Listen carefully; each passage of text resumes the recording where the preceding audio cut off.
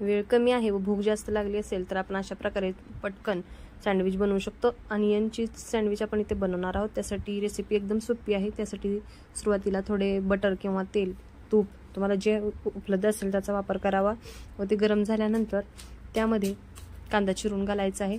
हा कांदा मऊसर शिजेपर्यंत आपल्याला अशा प्रकारे भाजून घ्यायचा आहे।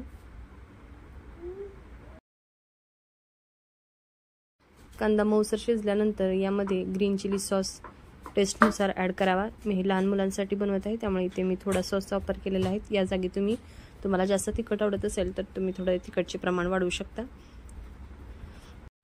त्याचबरोबर यामध्ये रेड चिली सॉस सुद्धा आपण घालणार आहोत, तो देखील तुमच्या टेस्टनुसार तुम्ही कमी जास्त करू शकता। कांदा थोडा भाजून झाल्यानंतर चवीनुसार यामध्ये मीठ ॲड करावे। मीठ ॲड केल्यानंतर पुन्हा हे मिश्रण थोडेसे भाजून घ्यायचे आहे। कांदा मऊसर भाजून झाल्यानंतर तो एका बाउलमध्ये आपल्याला काढून घ्यायचा आहे थंड होण्यासाठी। त्यानंतर आपण यामध्ये चिली फ्लेक्स ॲड करणार आहोत। इथे आपण ऑरेगॅनोचा सुद्धा वापर केलेला आहे, ते देखील आपल्याला यामध्ये ॲड करायचे आहे। आता आपण एक चीजचा तुकडा घेतलेला आहे, तो अशा रीतीने आपल्याला खिसणीच्या साहाय्याने बारीक खिसून यामध्ये घालायचा आहे, जेणेकरून हे व्यवस्थित मिक्स होत असते। तुम्हाला जसा जास्त कमी आवडत असेल तसं तुम्ही घेऊ शकता। लहान मुलांना याची चव खूप आवडते म्हणून इथे थोडा मी जास्त घालणार आहे। चीज ॲड करून झालेले आहे। चीज ॲड केल्यानंतर हे मिश्रण पुन्हा आपल्याला व्यवस्थित मिक्स करून घ्यायचे आहे। अशा प्रकारे हे एकजीव करायचे आहे। त्यानंतर यामध्ये आपण थोडी कोथिंबीर देखील बारीक चिरून ॲड केलेली आहे, ती देखील आपल्याला व्यवस्थित मिक्स करून घ्यायची आहे।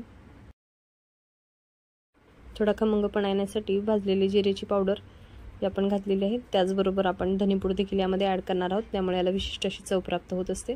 त्यामुळे आपण धनेपूड देखील इथे ॲड केलेली आहे। याचबरोबर तुम्हाला जर आमचूर पावडर आवडत असेल चटपटीत आणण्यासाठी तर ते देखील तुम्ही ॲड करू शकता। व त्यानंतर अशा प्रकारे आपण हे सर्व मिश्रण एकत्रित करून घेणार आहोत।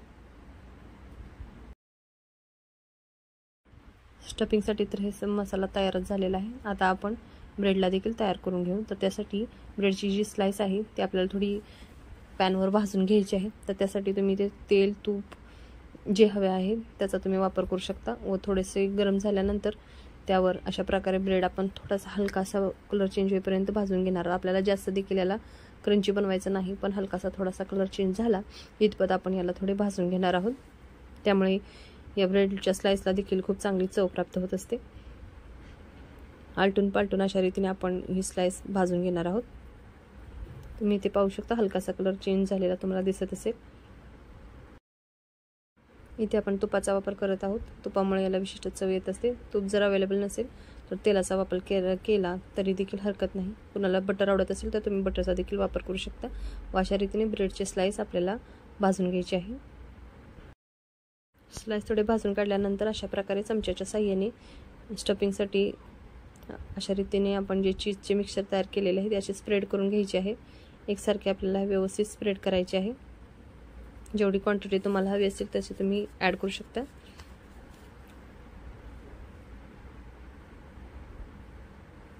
याची चव खूप अप्रतिम लागते व जेव्हा आपल्याकडे जास्त वेळ नसेल, भूक देखील लागली असेल तर अशा रीतीने आपण झटपट अशा प्रकारचे सँडविच बनवून खाऊ शकतो। लहान मुलांना देखील बनवून देऊ शकतो।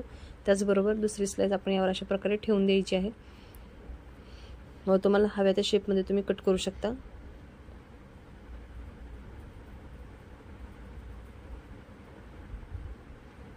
तुम्ही ते पाहू शकता आपण ट्रायंगल शेपमध्ये एकाला कट केलेले आहे त्रिकोणाकृती।